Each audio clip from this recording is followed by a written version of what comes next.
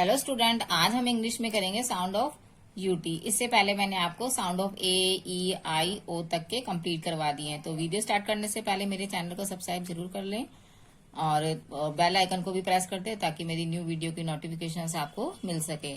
तो स्टार्ट करते हैं वीडियो। सबसे पहले यहाँ पे लिखा हुआ है सी। ठीक है, ये प्लस का साइन नहीं लगाएंगे।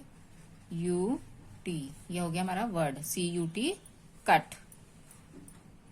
P U T put, H U T hut, B U T but, N U T nut, G U T gut, R U T rut, J U T jut, T U T tut, S H U T shut। एक बार फिर से revision करेंगे लिख के।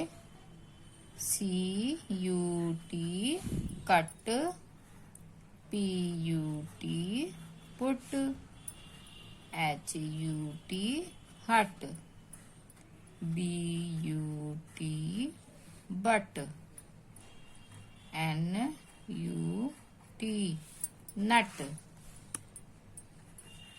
G U T gut, R U T rut, J U T jut,